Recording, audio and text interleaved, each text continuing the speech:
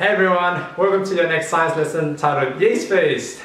I hope you've been staying safe, staying fit, and of course, social distancing. Now this is being recorded just after the long Easter weekend, but by the time you all get to see this, it will be sometime in term 2. So on behalf of all the teachers, we miss you and we hope you had a great school holiday. Although it pains us we can't do this experiment in class, don't worry, we have all the things we need right here. Alright, so let's get started, shall we? Alright, so our learning intention is to investigate what happens when we mix yeast with sugar. Our success criteria is we're going to use written and visual language to record and discuss investigation, observations and results. Demonstrate understanding of the effect of sugar and water on yeast activity. And just a reminder, the questions you'll be answering in your books or on your devices, they're on the learning cycle as well as the video description below. So we know now that microorganisms are microscopic organisms that most of the time consist of only a single cell. And even though we can barely see them, we know they are living things. Now throughout the unit, you'll be surprised to see later how such small organisms can do so much. So our microorganisms are broken into 5 main groups: bacteria, fungi, viruses, protozoa and algae. And today we'll be focusing on yeast, which is a type of fungi. And we'll be conducting an experiment to see what happens when yeast is mixed with sugar and water. The ingredients and step-by-step instructions will also be in your learning cycle booklet. So if you want to, you can have a go at doing this on your own at home, perhaps even changing certain variables to see what happens. But unfortunately, unless you have dry yeast at home, just a heads up, this might be hard to do right away. Okay, just like toilet paper and pasta, this stuff was hard to get. I actually tried a bunch of stores this week and had no luck. I'm actually quite lucky that Miss S had some spare sachets because I don't think I have the time or the patience to join the whole supermarket hunger game. Alright, so here's what you'll need. 1 marker, 4 balloons, 1 teaspoon, 9 teaspoons of sugar, 3 cups of warm water of 125 ml each, 4 plastic bottles of the same size, some masking tape just in case, 3 half teaspoons of yeast, 1 funnel, and lastly a measuring cup. So before we actually start placing our ingredients in our bottle, I want you all to write down our title, Yeast Feast, and our subheading, what happens when yeast is mixed with sugar and water. And underneath the subheading, you'll need to draw up a table for your predictions. We're going to lay it out the same way as if we were in class. For those who know me quite well, you'll know part of this is because of my OCD, wanting it to be all laid out neatly and in an organized fashion. Now, I'm sure there are several teachers out there that can relate to this. Okay, so your table might look something like this, and you can pause the video for now and complete your table and predictions. And there's no need to rush, please take your time.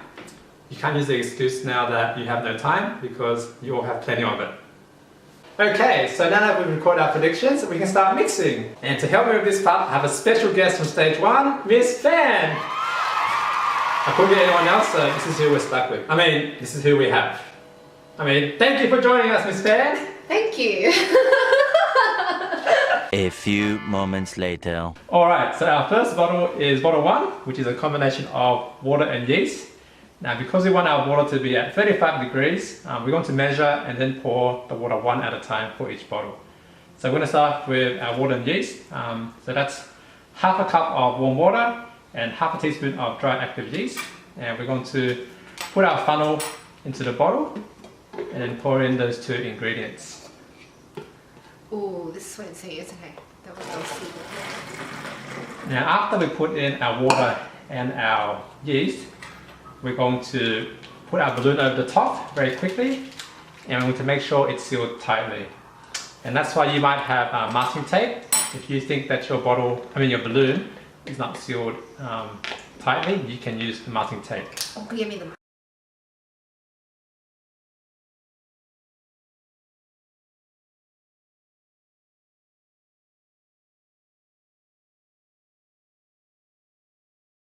Okay, and last of all, we're going to gently mix our bottle. A little bit more. Alright, and that's bottle 1 finished. Alright, so let's move on to bottle 2. Bottle 2 has warm water, yeast and sugar. And okay, we're pouring our warm water first. Okay, half a cup. And our half a teaspoon of our dry active yeast. And for our sugar, we're actually going to put in 4 teaspoons. 4 teaspoons.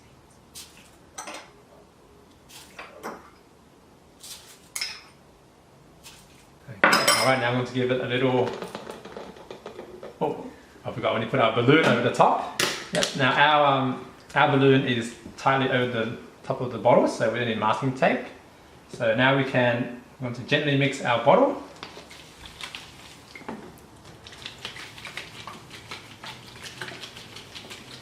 Okay, and there's bottle 2 done. Sweet. Awesome.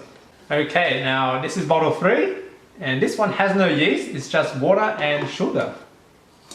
So this will help us compare the difference with the other bottles which do have yeast, and that's part of science, having being able to compare different variables.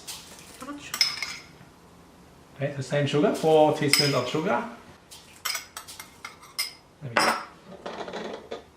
Let's put our balloon over the top. Gentle stir and mix. And that's bottle 3 done. Alright, so our last bottle, bottle 4, is yeast and sugar. So this time we have no water. Okay, there we go. Our balloon on top. And you mix. Yep, give it a mix.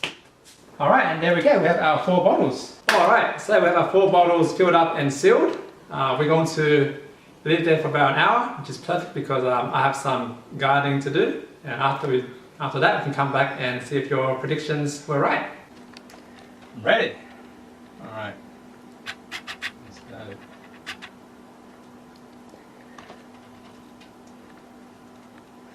Yeah, look at that in the middle. Oh. The stubborn fish, man. Oh, I missed it! Alright, so here are our 4 bottles after 1 hour has passed. Right, so here's bottle 1, which was water and yeast. The color has somewhat changed and it is a bit bubbly. And our balloon has inflated.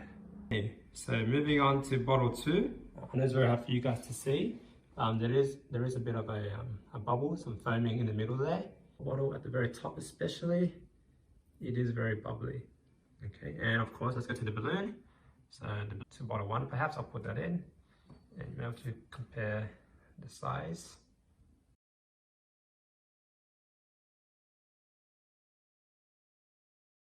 Okay, now this is bottle 3, the bottom of the bottle. Okay, and at the very top, look at the difference. Alright, so our last bottle, what parts or what ingredients do you think you can see more of? Yes, and I'm going to even shake it and you can't hear, sort of stuck, sort of stiff in there. No bubbles, no foaming, and our balloon has not changed whatsoever. Alrighty, so this last part here wasn't initially part of our lesson, but because the students at St. John's Park Public are so amazing, especially Year 6, I figured I'll put this bonus part in. So this is bottle 2, the one with yeast, water and sugar, and I've left it outside for about another 6 hours, and it was a pretty sunny day. So as you can see, it has changed quite a bit, especially the top and the balloon. Even the shape has sort of morphed, sort of like to the left. It's a weird shape. And let's go and have a look at the actual bottle, the inside. So if you remember, bottle 1 and 2 before had some kind of foaming and there were bubbles around the inside the bottle. This time it is pretty much clear.